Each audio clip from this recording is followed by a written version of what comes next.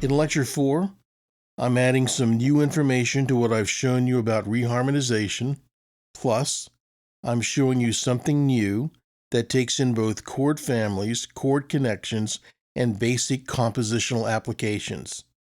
As usual, from a little comes a lot. Behold, the C major scale in both notation and piano roll edit. Notice I have the C scale also labeled Ionian mode, and that's because the C scale is the Ionian mode. There are 7 different modes still used in composition, each with its own set of chords and chord progressions. You learn these from Fuchs and the Instant Composer. The modes are Dorian, Phrygian, Lydian, Mixolydian, Aeolian, Locrian, and Ionian. Today, Locrian is mostly used in jazz improv. For our purposes, we'll only be looking at Ionian.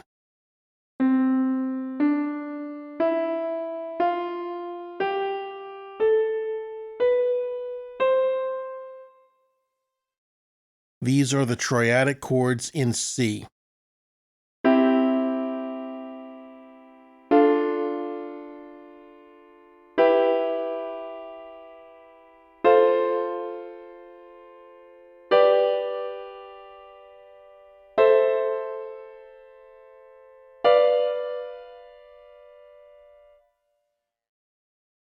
Welcome to the slide of contention.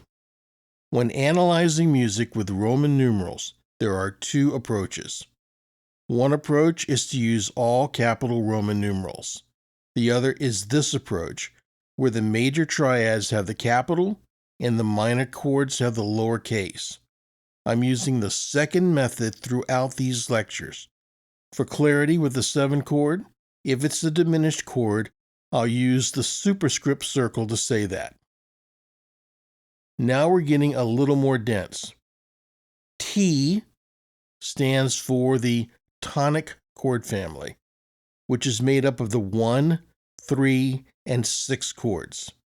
SD is for the subdominant chord family, not superdog. It's made up of the 2 minor and the 4 major chord. The D is for the dominant chord family, made up of the 5 and 7 diminished. Here are the chords grouped for you by family. In the subdominant family, I've added a 3rd chord, and that's the flat 7 major. This does not come up very often. In the Baroque, English composer Henry Purcell used it to great effect. It usually takes a Lydian scale source.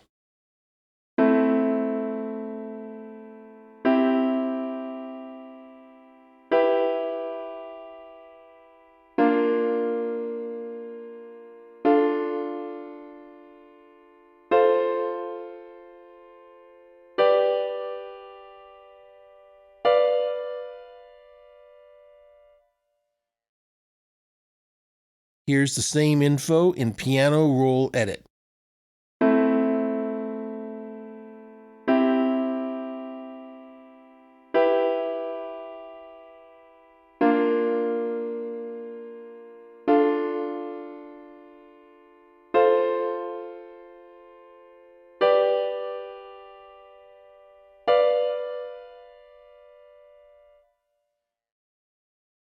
Earlier, I said that an excellent technique for getting your harmonization going on a new song was to first fill in 1, 4, 5, and then go from there. You want to write these guidelines down because they always hold true provided your chord changes work. So any tonic chord can substitute for another tonic chord. Any subdominant chord can substitute for a subdominant chord, and any dominant chord can substitute for another dominant chord. Of course, I'm saying this within the context of the same key source. Regarding this last statement, I once had a college teacher take me to task because I said that Bach, as a change, would go from 7 diminished to 1 instead of 5 to 1. All I can tell you is that after I showed him a chorale Where Bach did that, I never heard from him again. So yes, a 7 diminished can substitute as a 5 going to 1. For simplicity, we're working with triads in the same key. When you're connecting triads, some will have 2 common tones, some will have 1 common tone, and other chord choices will have no common tones. Now, a corollary. Within the same chord family, 1 or 2 chord tones will be in common. When 1 tone is in common between 2 chords, 2 chord tones move. When 2 tones are in common between 2 chords, 1 chord tone moves. And again, I'm speaking about triads. This is a very important insight because it has significant compositional applications. Here are the common tones in the tonic family. Where there are 2 common tones, 1 voice moves. Where there's 1 common tone, 2 voices move.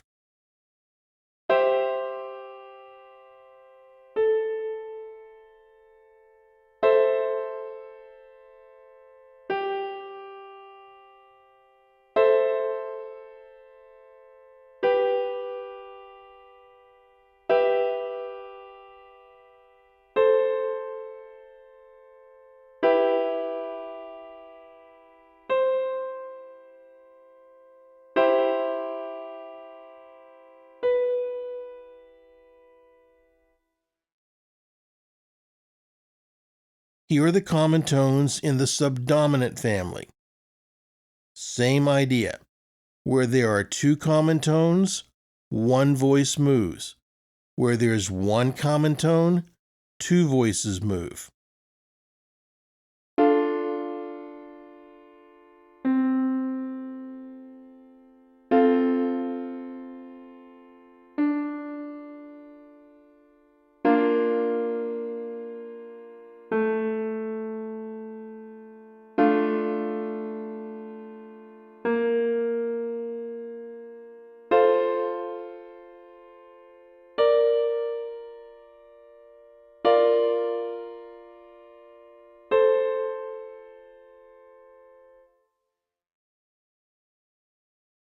Here are the common tones in the dominant family. For triads, there are 2 common tone and 1 voice moves. However, you don't see this chord progression too often.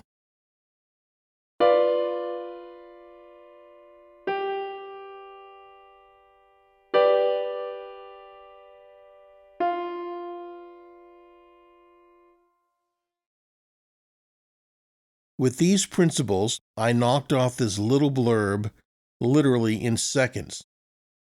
Using the spectratone chart working our way down, the flute is in the high register. The violins and violas are in the lower middle register. The cellos and basses are in the low and sub-bass regions. So this is an example of 1 voice sustaining while the other 2 move. The sustaining tone is an E. The sustaining tone is also called a pedal, and here I placed it in the lower registers. The chords are A minor to E minor, going back and forth in the same bar. I could have written something even simpler and had the A minor over an E for 1 bar, and the E minor over the C for another, then repeated. Because I wrote this with minor chords, albeit from the tonic family, what key is this in? Is it in C, waiting for me to sound the C chord to confirm? Or is it in E Phrygian, with the chord progression of 1 minor to 4 minor? As you can see, once you understand these chord combinations, you'll find you have 6 or more ways to score this mini excerpt. I've included the MIDI file for you. If you wanted to add another instrument in the upper middle register, you could, and there would be no conflict.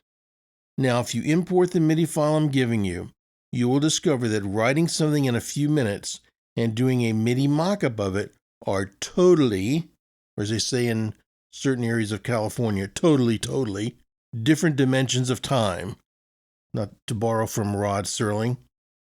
I have several major string libraries, and I was surprised at how long it took the violins in their low register to work and sound naturally. But you try it and see what you think. One thing, on the violas, I could have given them 2 quarter notes to play to rhythmically match the violins. If this were live, I would have done that. For a MIDI mock-up, I decided to sustain the E instead. In a major key, every pitch can be part of 3 different triads. Add in the 7th chord, and your choices increase. Let's go through this. The C can be part of 2 tonic triads and the subdominant F. The D can be part of 1 subdominant triad and 2 dominant triads. The E is part of all tonic triads. The F is part of 2 subdominant chords and 1 dominant chord. The G is part of 1 dominant chord and 2 tonic chords. The A is part of 1 tonic chord and 2 subdominant chords. The B is part of 1 tonic chord and 2 subdominant ones. This brings us to an important observation. These triadic chord connections lead to chord progression principles. When 1 chord tone is common between 2 triads, root motion is usually a 4th or a 5th. When 2 chord tones are common between 2 triads, root motion is usually a 3rd or a 6th. When there are no common tones, the triads are often adjacent and root motion is either a step or a 7th or a leap to another chord. To restate, there are no common tones with adjacent chords, but there can be common tones when 7ths or 9ths are added. Now, to prove my case with triads, here's a slide from earlier. Chords next to each other do not have common tones. You have a lot of practical options in this lecture. Begin applying these concepts with a small ensemble consisting of strings and, say, 1 member of the woodwinder brass family. And to your success.